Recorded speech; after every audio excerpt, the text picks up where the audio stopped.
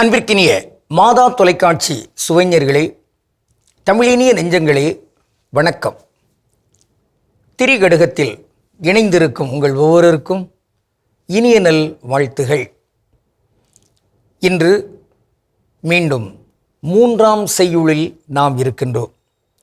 அறியாமையால் வரும் கேடுகள் என 3 நல் ஆதனார் குறிப்பிடுகிறார். கல்லார்க்கு இனாய் ஒழுகலும், கால் கொண்ட இல்லாளை கோலால் புடைத்தலும், இல்லம் சிறியாரை கொண்டு புகலும், இம்மூன்றும் அறியாமையால் வரும் கேடு.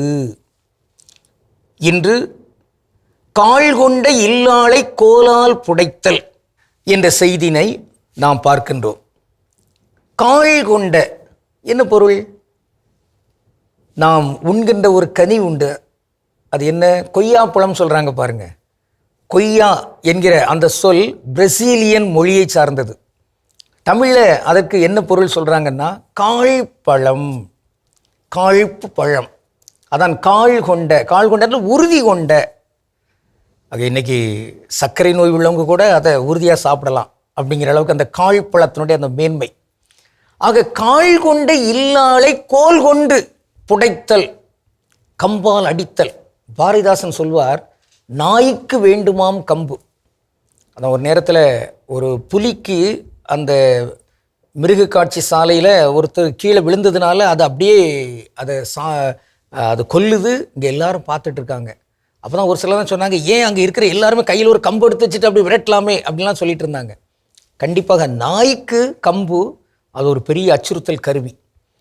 இங்கே தன்னை நம்பி இங்கு வருகை தந்திருக்கிற ஒரு பெண்ணை, இல்லாளை, மனைவியை கம்பால் எடுத்து தாக்குதல் என்கிற அந்த ஒரு கயமைத்தனம் இருக்கிறதே, அது அறியாமையால் வரும் கேடு. நல்ல அறிவுள்ள எவருமே அப்படி தாக்க மாட்டார்.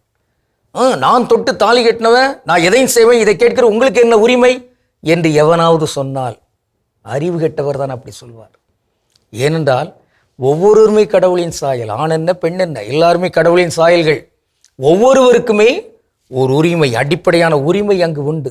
அந்த உரிமையை மீறுவதற்கு இங்கு எவருக்கும் உரிமை இல்லை. வள்ளுவர் சொல்வார், அருங்கேடன் என்பதறிக மருங்கோடி தீவினை செய்யான் எனின்.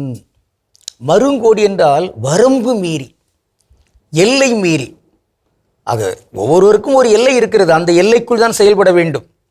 மனைவி என்றாலும் கணவன் என்றாலும் அங்கு எவரும் உங்களுக்கு அடிமை அல்ல.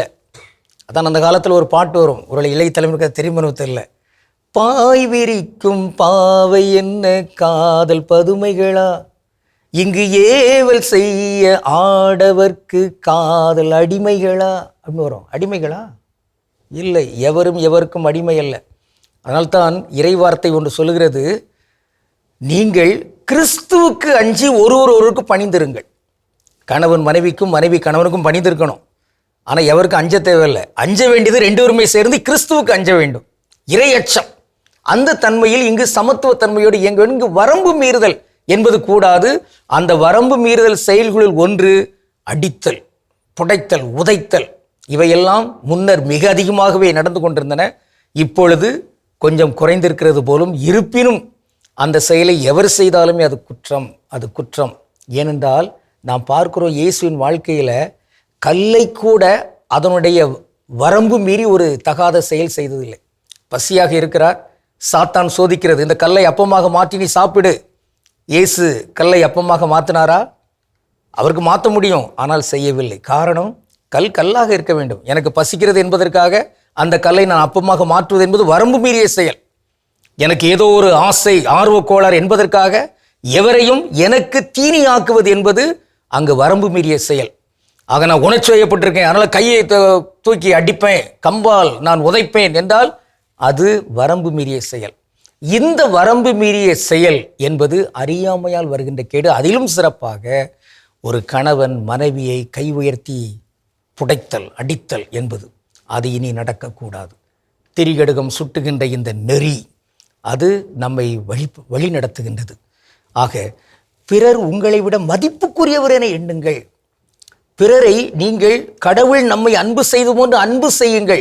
இத்தகைய தத்துவங்களை, கொள்கைகளை எல்லாம் ஏற்றிருக்கிறவர்கள் எப்படி கையில் கம்பெடுப்பார்?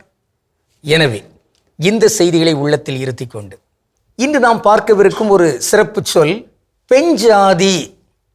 பெண்ஜாதினா என்ன? அந்த பெஞ்ச் என்பது வேறொன்றுமில்லை, பெண். பெண் சாதி. சாதிங்கிறது தமிழ் இல்லை. எனவே பெண்ஜாதி என்பது நாம் தமிழாக ஏற்க முடியாது. மாறாக மனைவி அல்லது இல்லாள், துணைவி, இந்த சொற்களை நாம் பயன்படுத்துவோம். பெண்ஜாதிங்கிறத அந்த சொல்லை பயன்படுத்த வேண்டாம்.